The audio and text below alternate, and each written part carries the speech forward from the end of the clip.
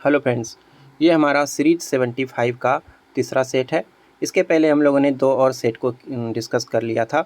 इसमें हम लोग जो है 75 जीके जीएस के प्रश्नों को डिस्कस करते हैं, जो कि बिहार एसएससी एग्ज़ाम के लिए काफ़ी ज़्यादा इम्पोर्टेंट है और ये अदर एग्ज़ाम के लिए भी काफ़ी ज़्यादा इम्पोर्टेंट है, जिसमें कि जीके जीएस के प्रश्न पूछे जाते हैं। इसमें हम लोग 50 जीके और 25 जो है 25 जीएस को डिस्कस करने वाले हैं। तो सारे प्रश्नों को आपको अच्छे से देखना है और समझना है। ये सारे प्रश्न एग्ज़ाम के लिए काफ़ी ज़्यादा इम्पोर्टेंट होने वाला है। तो शुरू करते हैं हमारा आज का पहला क्वेश्चन। हमारा आज का पहला क्वेश्चन जीके का प्रश्न है, जो कि किस मुग़ल शासक ने शाहू को मुक्त किया था? किस मुग़ल शासक ने शाहू को मुक्त किया था? इसका क्या आंसर होगा? शाहू के बारे में जानते हो आप लोग। शाहू जो कि संभाजी के बेटे थे, संभाजी के बेटे और शिवाजी के पोते थे शाहू। इनको जो है औरंगजेब ने कैद कर लिया था। मुग़ल शासक औरंगजेब ने कैद कर लिया था, लेकिन जब औरंगजेब की मृत्यु हो गई तो उसके बाद औरंगजेब के पुत्र मुअज्जम ने शाहू को मुक्त कर दिया था। मुअज्जम को बहादुर शाह प्रथम भी कहा जाता है। बहादुर शाह प्रथम के नाम से ये गद्दी पर बैठे थे, बहादुर शाह प्रथम। याद रखना इसको। अगला प्रश्न देखते हैं। अगला प्रश्न है, किसान कॉल सेंटर कब बनाया गया? किसान कॉल सेंटर, इसका निर्माण कब हुआ था, ये बताना है। इसका सही आंसर होगा जनवरी 2004 में। किसान कॉल सेंटर को जनवरी 2004 में इसका स्थापना किया गया था। इसमें एक टोल फ्री नंबर भी दिया जाता है और इसमें क्या होता है, इसमें किसान को जो कृषि से संबंधित जो भी समस्याएं होती हैं उसका निवारण किया जाता है। याद रखना है इसको। अगला प्रश्न है कि भारत में सबसे ज़्यादा रबर उत्पादन करने वाला राज्य है। भारत में सबसे ज़्यादा रबर उत्पादन किस राज्य में होता है? रबर उत्पादन का बात यहाँ पे किया जा रहा है, तो इसका क्या आंसर होगा? इसका आंसर हो जाएगा केरल। केरल में सबसे अधिक मात्रा में रबर का उत्पादन होता है और रबर का उत्पादन हमेशा भूमध्य रेखीय सदाबहार वन में होता है। और ये इसका जो दूध होता है, पहले वो दूध होता है, उससे वो रबर बनता है और उस दूध को जो है लेटेक्स कहा जाता है। रबर का जो दूध होता है, जिस दूध से रबर बनता है, उसको लेटेक्स कहते हैं और इसी से रबर तैयार होता है। केरल में काफ़ी ज़्यादा मात्रा में उत्पादन होता है, याद रखना है। और अगर विश्व में बात किया जाए तो थाईलैंड विश्व में रबर उत्पादन में पहले स्थान पे कौन है? थाईलैंड पूरे विश्व में। और भारत में बात किया जाए तो केरल यहाँ पे पहले नंबर पे है। अगला प्रश्न देखते हैं कि बहुउद्देशीय नदी परियोजनाएं आधुनिक भारत के मंदिर हैं। किस नेता द्वारा यह तुलना की गई है? बहुउद्देशीय नदी परियोजनाएं आधुनिक भारत के मंदिर हैं, ये जो है किस नेता के द्वारा यह तुलना किया गया है, ये बताना यहाँ पे। इसका क्या आंसर होगा? इसका आंसर होगा पंडित जवाहरलाल नेहरू। पंडित जवाहरलाल नेहरू बिल्कुल इसका सही आंसर है। अगला प्रश्न देखते हैं, हिस्टोरिका नामक प्रसिद्ध रचना किसकी है? हिस्टोरिका नामक प्रसिद्ध रचना किसकी है? सही आंसर क्या होगा? सही आंसर होगा हेरोडोटस। हेरोडोटस को इतिहास का पिता भी कहा जाता है। टॉलमी कौन था? टॉलमी के बारे में सुने होंगे आप लोग। इनके द्वारा भारत का भूगोल जो है टॉलमी के द्वारा लिखा गया था। ये भी काफ़ी इंपॉर्टेंट प्रश्न है, याद रखना है। भारत में पहला एम्स कहाँ खुला था? भारत में पहला एम्स कहाँ पर खुला था? एम्स जो कि मेडिकल कॉलेज होता है, ये सबसे पहले कहाँ पर खुला था, ये बताना है। इसका सही आंसर होगा नई दिल्ली में। नई दिल्ली में सबसे पहले एम्स खुला था, जो कि काफ़ी ज़्यादा फेमस है और इसकी स्थापना 1956 में हुई थी। कब हुई थी? 1956 में सबसे पहली बार दिल्ली में एम्स की स्थापना हुई थी। एम्स का फुल फॉर्म क्या होता है? All India institute of medical science. याद रखना इसको।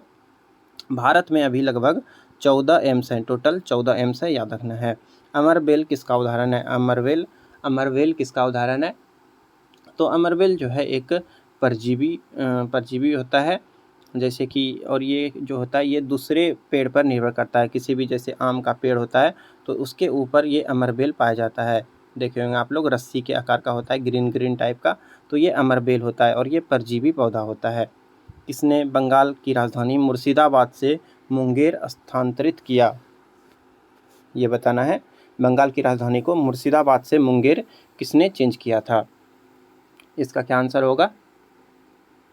इसका आंसर होगा मीर कासिम। मीर कासिम ने बंगाल की राजधानी को मुर्शिदाबाद से मुंगेर किया था। याद रखना है, मीर कासिम बिल्कुल सही आंसर है, मीर कासिम। अगला प्रश्न देखते हैं। चंद्रमा की सतह पर एक वस्तु का वजन होता है। चंद्रमा की सतह पर वस्तु का वजन कितना होता है? तो वहाँ पर नॉर्मल वजन का 1/6 होता है। पृथ्वी पे अगर वजन आपका 60 kg है तो वहाँ पे आपका वजन हो जाएगा 10 kg। कितना हो जाएगा? 10 kg, क्योंकि वहाँ पे गुरुत्वाकर्षण जो है यहाँ के गुरुत्वाकर्षण का 1/6 है। वहाँ पे गुरुत्वाकर्षण बल कम होता है, इसलिए वजन भी आपका वहाँ पर कम महसूस होगा। ये बातें ध्यान रखना है।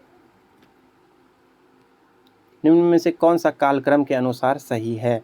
निम्न में से कौन सा कालक्रम के अनुसार सही है, ये बताना है।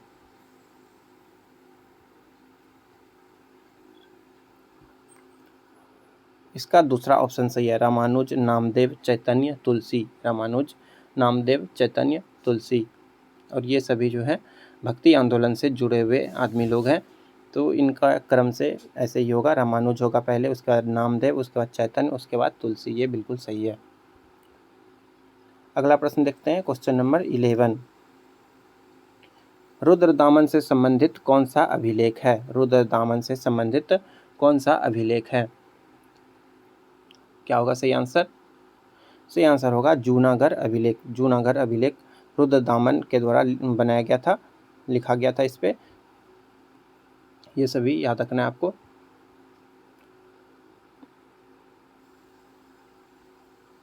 अगला प्रश्न देखते हैं, मंगल पांडे का संबंध किस इन्फेंट्री से था? मंगल पांडे का संबंध किस इन्फेंट्री से था? क्या होगा सही आंसर? मंगल पांडे का नाम सुनेंगे आप लोग। ये जो है बैरकपुर के सैनिक थे और इनका संबंध जो है किससे था? सही आंसर होगा 34 NI। 34 NI से इसका संबंध था। NI मतलब होता है नेटिव इन्फेंट्री। 34वीं बंगाल नेटिव इन्फेंट्री से इनका संबंध था। चतुर्थ बौद्ध संगीति किसके शासनकाल में हुआ था? चतुर्थ बौद्ध संगीति किसके शासनकाल में हुआ था? चतुर्थ बौद्ध संगीति के बारे में पूछा गया है। क्या होगा सही आंसर? आपको भी साथ में कमेंट बॉक्स में आंसर करना है और आपको चेक करना है कि आपका कितना आंसर सही हो रहा है। चतुर्थ बौद्ध संगति किसके समय हुआ था? कनिष्क के समय हुआ था। चतुर्थ बौद्ध संगति कनिष्क के समय हुआ था। पहला बौद्ध संगति अजातशत्रु के समय हुआ था। दूसरा बौद्ध संगति कालाशोक के समय हुआ था। तीसरा बौद्ध संगति अशोक के समय हुआ था और चौथा कनिष्क के समय हुआ था। ये सभी आपको ध्यान रखना है। और ये चौथा जो हुआ था ये कश्मीर में हुआ था। स्वराज पार्टी का संबंध निम्न में से किस व्यक्तित्व से था? स्वराज पार्टी का संबंध किससे था, ये बताना है। क्या होगा सही आंसर? स्वराज पार्टी का संबंध बाल गंगाधर तिलक, यहाँ पे बिल्कुल सही आंसर होगा। चौरा चौरी कांड 1922 के बाद क्या हुआ था? असहयोग आंदोलन जब वापस ले लिया गया था, उसी के बाद 1923 में स्वराज पार्टी का स्थापना हुआ था। 1923 में स्वराज पार्टी का स्थापना हुआ था और इलाहाबाद में इसका गठन किया गया था। कहाँ पे किया गया था? इलाहाबाद में स्वराज पार्टी का गठन किया गया था 1923 में। सांप्रदायिक निर्वाचक का जनक किसे माना जाता है? सांप्रदायिक निर्वाचक का जनक किसे माना जाता है? क्या होगा सही answer? Lord Minto. Lord Minto को सांप्रदायिक निर्वाचक का जनक माना जाता है। क्यों माना जाता है? तो इनके द्वारा जो है 1909 में भारत परिषद अधिनियम में पहली बार मुस्लिम समुदाय के लिए एक अलग प्रतिनिधित्व का उपबंध किया गया था, इसलिए इसको सांप्रदायिक निर्वाचक का जनक कहा जाता है, लॉर्ड मिंटो को। निम्न में से कौन सुमेलित है? यहाँ पे मिलान करना है और देखना है कि इसमें से कौन सा सही है, ये चेक करना है। इनमें से कौन सा सही है? भारत परिषद अधिनियम, प्रतिनिधि सरकार की स्थापना, ये बिल्कुल सही है। भारत परिषद अधिनियम में प्रतिनिधि सरकार की स्थापना की गई थी, ये बिल्कुल सही है। उसके बाद मार्ले मिंटो सुधार, केंद्र में द्वैत शासन, ये नहीं होगा।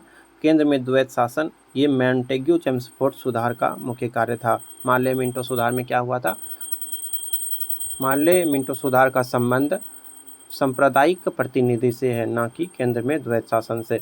सांप्रदायिक प्रतिनिधि यानी कि यहाँ पे ये वाला का मार्ले मिंटो सुधार होगा। सांप्रदायिक प्रतिनिधि मार्ले मिंटो सुधार से संबंधित हैं। आगे देखते हैं, राष्ट्रीय ध्वज का डिजाइन किसने तैयार किया था? राष्ट्रीय ध्वज का डिजाइन किसने तैयार किया था, ये बताना है। सही आंसर होगा राष्ट्रीय ध्वज का डिजाइन जो कि हंसा मेहता ने प्रस्तुत किया था। और तैयार किसने किया था? तैयार किया था पिंगली वकैया नायडू ने राष्ट्रीय ध्वज का डिजाइन तैयार किया था। याद रखना इसको। भारत के संविधान सभा ने और राष्ट्रीय ध्वज को 22 जुलाई 1947 को अपनाया था। 22 जुलाई 1947 को। ये इंपॉर्टेंट क्वेश्चन है, इसको याद रखना है। राष्ट्रीय ध्वज को कब स्वीकारा था संविधान सभा ने? 22 जुलाई 1947 को। और इसके लंबाई चौड़ाई का अनुपात 3:2 है। अगर लंबाई 3 मीटर है तो चौड़ाई 2 मीटर होगा। ऐसा ही अनुपात में होना चाहिए। मुगल और मेवाड़ के बीच संधि कब हुई थी? मुगल और मेवाड़ के बीच संधि कब हुई थी, ये बताना है। मुगल और मेवाड़ के बीच कब संधि हुई थी?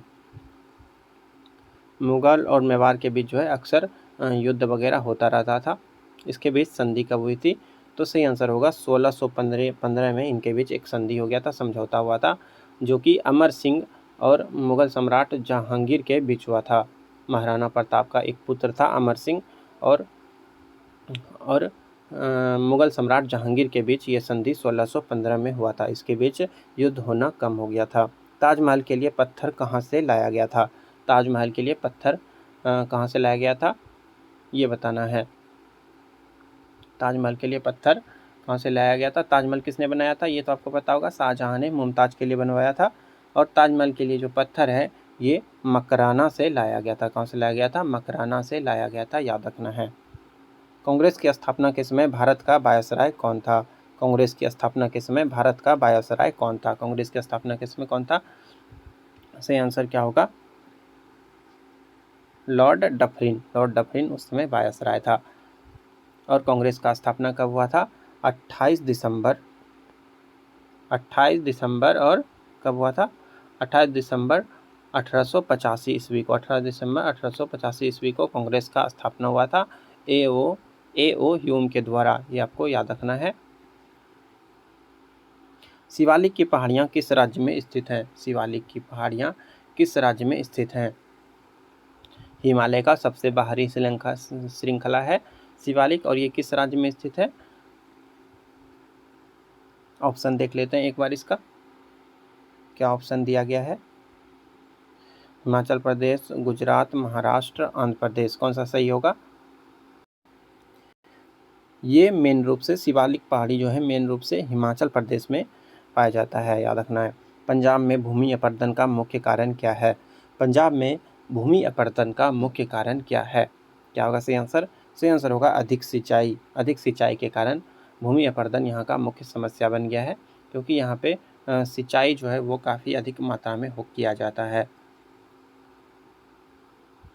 संयुक्त राष्ट्र सुरक्षा परिषद के अस्थायी सदस्य देश का नाम बताना है यहाँ पे।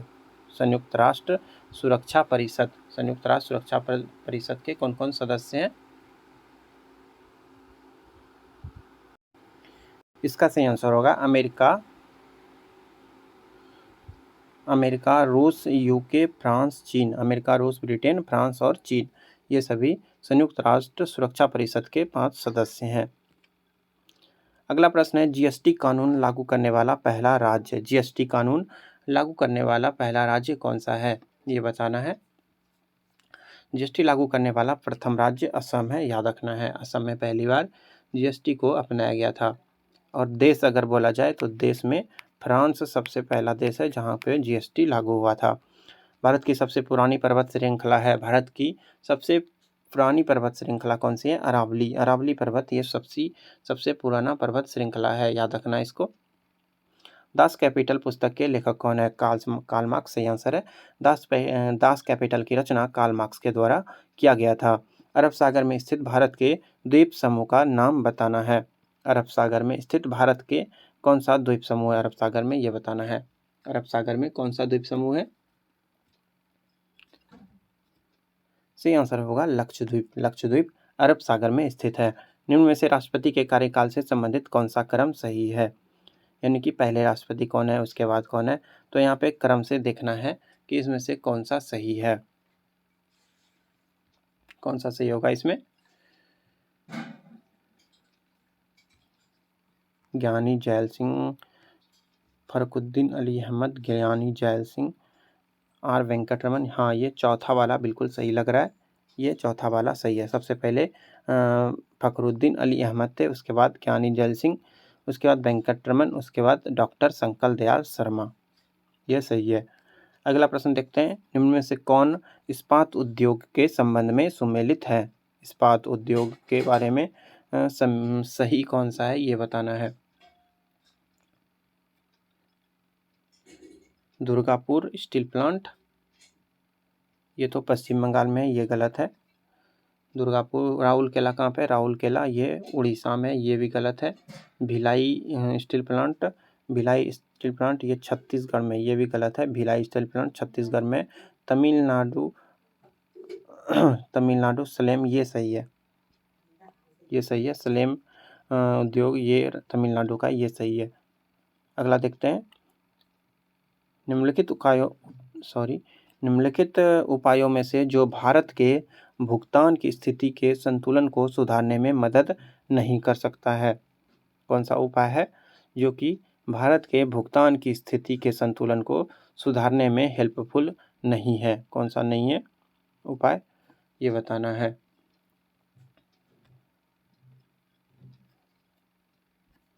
निर्यात पर उच्च शुल्क लगाने, ये सही आंसर होगा। ये कोई अच्छा उपाय नहीं है, भुगतान का स्थिति से इससे संतुलन नहीं होगा, ये उपाय जो है ये अच्छा उपाय नहीं है।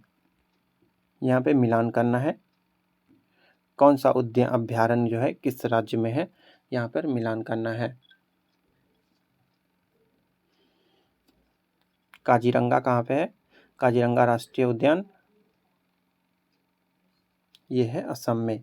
काजीरंगा राष्ट्रीय उद्यान कहाँ पे है, असम में है। बांधवगढ़ राष्ट्रीय उद्यान कहाँ पे है,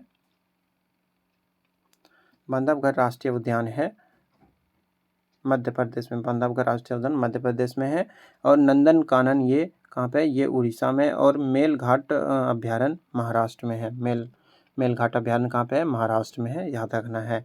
क्वेश्चन नंबर 32 दूधसागर जलप्रपात कहाँ पे है, दूधसागर जलप्रपात कहाँ पे है, सही आंसर होगा दूधसागर जलप्रपात गोवा में है। दूधसागर जलप्रपात कहाँ पे है, दूधसागर जलप्रपात गोवा में है। क्षेत्रफल की दृष्टि से भारत का सबसे बड़ा राज्य कौन है, क्षेत्रफल की दृष्टि से भारत का सबसे बड़ा राज्य राजस्थान है, पता होगा आपको, इजी प्रश्न है।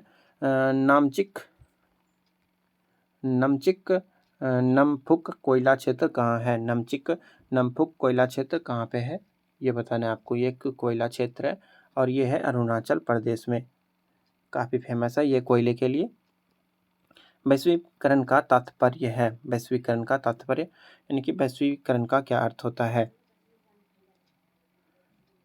अपनी अर्थव्यवस्था और विश्व की अर्थव्यवस्था में सामंजस्य स्थापित करना, अपनी अर्थव्यवस्था और विश्व की अर्थव्यवस्था में सामंजस्य स्थापित करने को ही वैश्वीकरण कहा जाता है। भ्रष्टाचार को नियंत्रित करने के लिए भारत सरकार का संगठन है, कौन सा ऐसा संगठन है जो कि भ्रष्टाचार को नियंत्रित करता है, सही आंसर होगा केंद्रीय सतर्कता आयोग। केंद्रीय सतर्कता आयोग, इसका मुख्य काम है भ्रष्टाचार को नियंत्रित करना। निम्न में से कौन सा मंडल सर्वाधिक गर्म होता है, आयन मंडल, क्षोभ मंडल, समताप मंडल, मध्य मंडल, कौन सा मंडल होगा जो कि गर्म सबसे अधिक होता है, कौन सा सबसे अधिक गर्म होता है, सही आंसर होगा क्षोभ मंडल। क्षोभ मंडल सबसे अधिक गर्म होता है। जितने भी मौसमी घटनाएं होती हैं, गर्मी, वर्षा, जाड़ा, ये सभी क्षोभ मंडल में ही होता है। कर्क रेखा किस राज्य में होकर नहीं गुजरती है, कर्क रेखा किस राज्य से होकर नहीं गुजरती हैं, कर्क रेखा 8 राज्यों से गुजरती हैं, किससे नहीं गुजरता ये बताना। इसका एक ट्रिक भी है, मित्र पर गमछाझार, इससे आप याद भी कर सकते हैं कौन कौन सा राज्य है। इसका सही आंसर होगा उड़ीसा, कर्क रेखा उड़ीसा से नहीं गुजरती है, बाकी राजस्थान, छत्तीसगढ़, त्रिपुरा, झारखंड, मेघालय इन सब से गुजरता है, लेकिन मिजोरम से गुजरता है, लेकिन उड़ीसा से कर्क रेखा नहीं गुजरती हैं। उत्तराखंड, उत्तर प्रदेश, बिहार, पश्चिम बंगाल और सिक्किम की सीमाएं किस देश से मिलती हैं? उत्तराखंड, उत्तर प्रदेश, बिहार, पश्चिम बंगाल और सिक्किम की सीमाएं किस देश से मिलती हैं? इसका क्या आंसर होगा? इसका आंसर होगा नेपाल से। नेपाल से इन सभी राज्यों की सीमाएं मिलती हैं। 5 राज्य हैं टोटल। भारत में पहली रेलवे टर्मिनल कौन सी थी? भारत में पहली रेलवे टर्मिनल कौन सी थी? क्या होगा सही आंसर? भारत में पहली रेलवे टर्मिनल थी Boribandar railway terminal. Boribandar railway terminal याद रखना आपको। 16 अप्रैल 1853 को बम्बई के, ये कहाँ पे बम्बई का है बोरीबंदर स्टेशन, याद रखना है। और यहीं से थाने के बीच, बोरीबंदर स्टेशन से थाने के बीच पहली बार ट्रेन चलाया गया था लॉर्ड डलहौजी के समय में। लॉर्ड डलहौजी के समय में पहली बार ट्रेन चलाया गया था। कब चलाया गया था? 1853 में। 1853 में 16 अप्रैल को। ये याद रखना इंपॉर्टेंट प्रश्न है। 16 अप्रैल 1853 को पहली बार ट्रेन चलाया गया था बम्बई से थाने के बीच। बम्बई का एक बोरीबंदर स्टेशन था, वहीं पे चलाया गया था। अगला प्रश्न देखते हैं 41। दक्षिण पश्चिम मानसून के समय आर्द्र पवनें कहाँ बहती हैं? दक्षिण पश्चिम मानसून के समय आर्द्र पवनें कहाँ बहती हैं? इसका क्या आंसर होगा? दक्षिण पश्चिम मानसून जो होता है ये जून के महीने में शुरू होता है और सितंबर में समाप्त हो जाता है। और भारत का जो 80% वर्षा होता है, भारत का जो 80% बारिश होता है, ये दक्षिण पश्चिम मानसून के कारण होता है। और ये समुद्र की ओर से इसमें हवा आता है। तमिलनाडु में भी यहाँ काफ़ी ज़्यादा बारिश होता है इन सब के कारण। इसका क्या आंसर होगा? समुद्र से स्थल की ओर इसमें हवा चलती है। अगला प्रश्न देखते हैं। हीराकुंड नदी परियोजना किस नदी पर है? हीराकुंड जल परियोजना कहाँ पे है? हीराकुंड ये उड़ीसा में है। और ये कहाँ पे, किस नदी पर है? हीराकुंड नदी परियोजना किस नदी पर स्थित है? सही आंसर होगा महानदी पर। हीराकुंड नदी परियोजना महानदी पर है और ये उड़ीसा में है। कहाँ पे है? उड़ीसा में है। अगला प्रश्न, वनों के वितरण को दिखाने वाले मानचित्र हैं। वनों के वितरण को दिखाने वाले मानचित्र होते हैं। कौन सा मानचित्र होता है?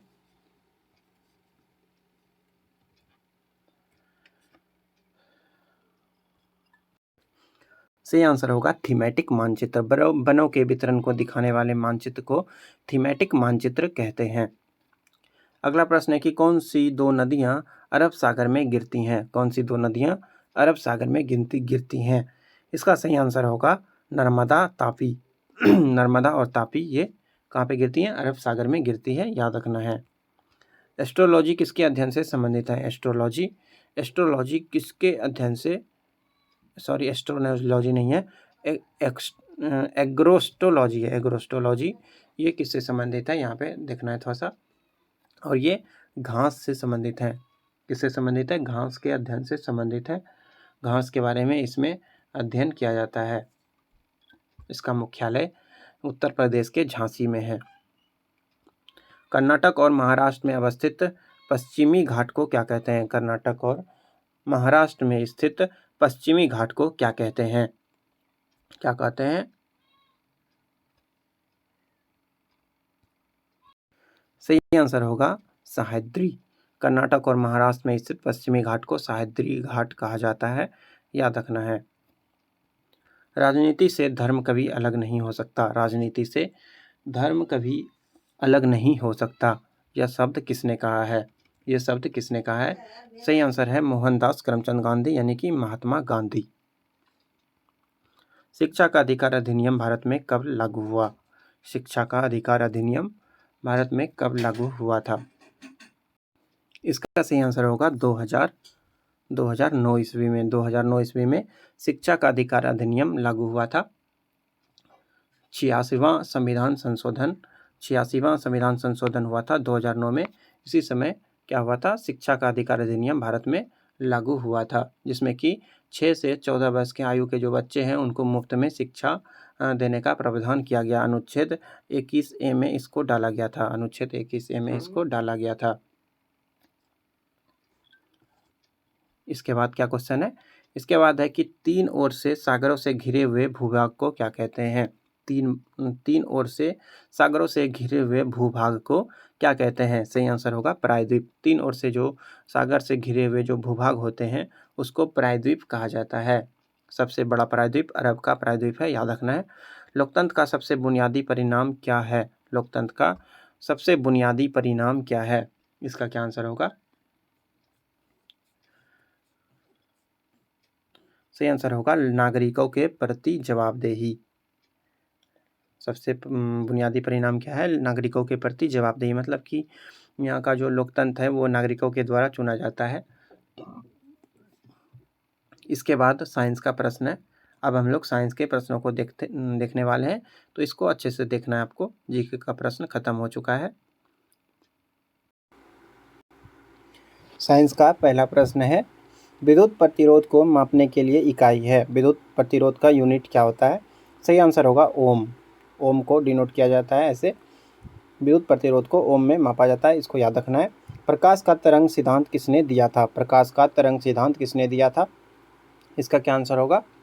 प्रकाश में जो है दो गुण पाए जाते हैं, पहला तरंग गुण और दूसरा कौन सा होता है, दूसरा कणीय गुण होता है। एक वेव नेचर होता है, दूसरा पार्टिकल नेचर होता है।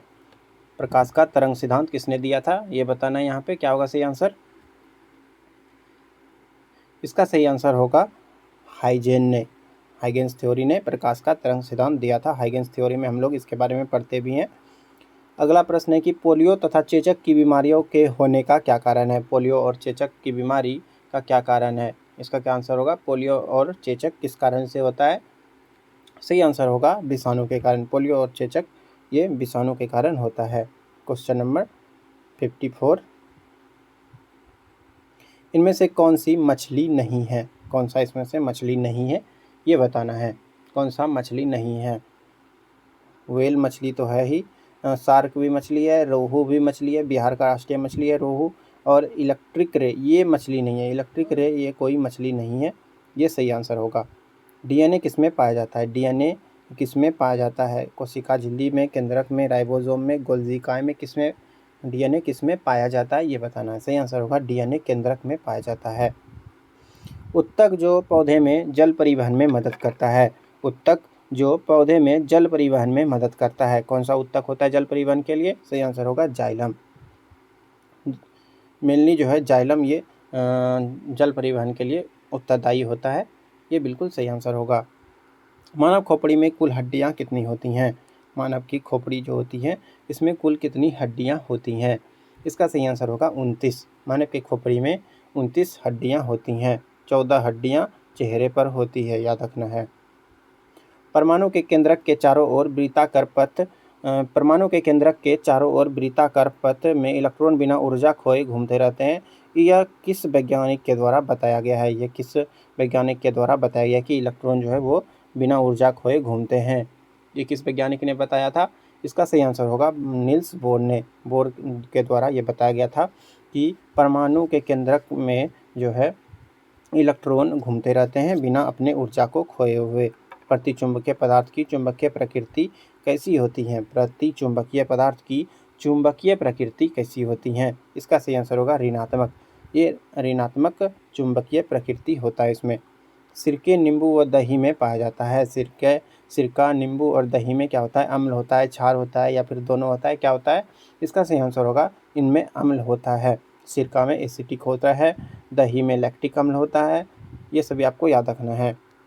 कांच का गहरा नीला रंग किसके कारण होता है। कांच का गहरा नीला रंग किसके कारण होता है। गहरा नीला रंग जो होता है किसके कारण होता है। सही आंसर होगा कोबाल्ट ऑक्साइड के कारण गहरा नीला रंग होता है। जब एक बस अचानक चलना शुरू करती है तो बस के अंदर बैठे यात्रियों को पीछे की तरफ धक्का लगता है। यह उदाहरण न्यूटन के किस नियम को दर्शाता है। बस अगर अचानक से चलना स्टार्ट हो जाता है तो उस पर जो आदमी होता है वो पीछे की ओर झुक जाता है। यह न्यूटन के किस नियम के अनुसार होता है, यही बताना है यहाँ पे। किस नियम के कारण होता है।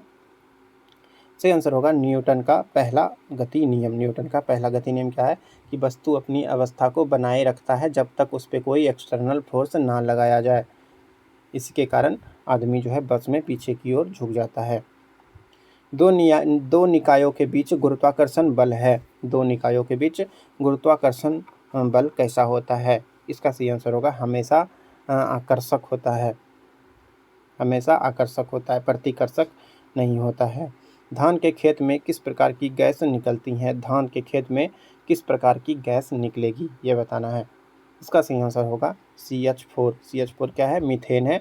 तो धान के जो खेत होते हैं उनसे मीथेन गैस निकलता है, ये आपको ध्यान रखना है। केचुए में श्वसन का अंग का नाम बताना है। केचुए में श्वसन अंग क्या होता है? केचुआ किसके द्वारा सांस लेता है? इसका सही आंसर क्या होगा? इसका सही आंसर होगा गीली त्वचा। केचुआ जो होता है उसके जो त्वचा होता है गीला गीला टाइप का, उसी से वे सांस लेते हैं।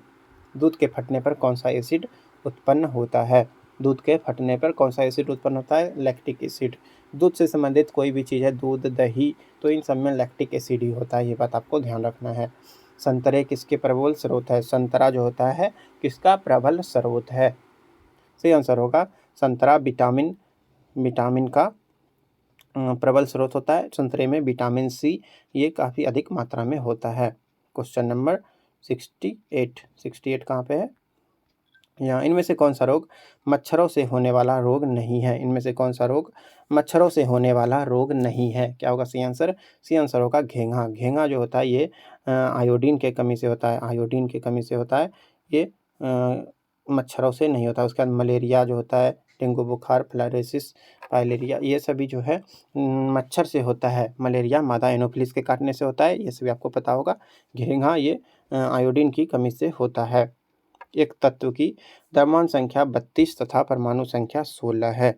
इसके परमाणु में न्यूट्रॉनों की संख्या कितनी होगी? कितनी होगी? द्रव्यमान संख्या है 32 और परमाणु संख्या है 16। न्यूट्रॉन का संख्या निकालना है। अगर हम द्रव्यमान संख्या में परमाणु संख्या घटा दें तो वहाँ पर न्यूट्रॉन का संख्या निकल जाएगा, यानी कि 32 माइनस 16 करेंगे तो 16 आएगा, जो कि हमारा क्या होगा? न्यूट्रॉन का संख्या होगा। 16 बिल्कुल सही आंसर है। एक ट्रेन 54 किलोमीटर प्रति घंटा की समान गति से आगे बढ़ रही है। मीटर प्रति सेकेंड में इसका गति क्या होगा?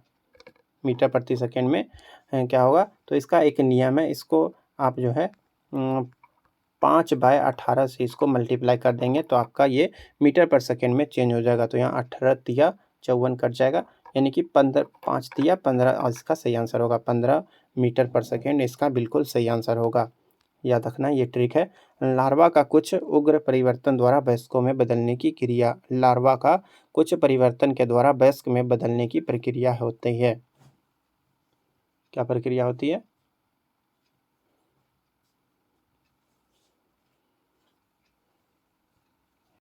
सही आंसर होगा वृद्धि और कयांतरण, यानी कि दोनों होता है। यहाँ पे वृद्धि भी होता है और उसके रूप में, शारीरिक रूप में चेंज भी होता है।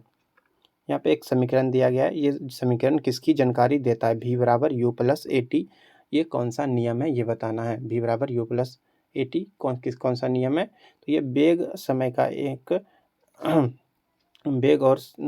का एक कार्य है, यानी कि वेग और समय निकालने के लिए जनरली इसका यूज करते हैं। एक परमाणु जिसकी परमाणु संख्या 14 है तो संयोजक इलेक्ट्रॉन की संख्या कितनी होगी? परमाणु संख्या कितना है? 14 है, तो संयोजक इलेक्ट्रॉन का संख्या कितना होगा? संयोजक इलेक्ट्रॉन का संख्या कितना होगा? 4 होगा, क्योंकि इसके बाहरी कक्षा में हो जाएगा 4 इलेक्ट्रॉन।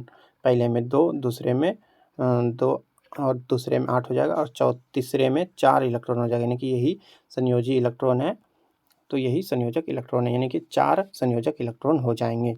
एंटीटॉक्सिन का इंजेक्शन किसकी रोकथाम के लिए दिया जाता है?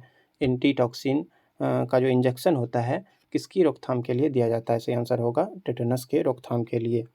अल्बर्ट आइंस्टीन थे। अल्बर्ट आइंस्टीन कौन थे? अल्बर्ट आइंस्टीन नाम सुनेंगे, ये एक भौतिक शास्त्री थे। फिजिक्स में इसको नोबेल भी मिला है, याद रखना है। अल्बर्ट आइंस्टीन कौन थे? भौतिक शास्त्री थे। इसके बाद मैथ्स के प्रश्न हैं यहाँ पे, तो मैथ्स के प्रश्नों को अभी हम लोग डिस्कस नहीं कर रहे हैं, अभी हम लोग सिर्फ जीके जीएस के प्रश्नों को ही डिस्कस कर रहे हैं। धन्यवाद, मिलते हैं जल्दी अगले वीडियो में।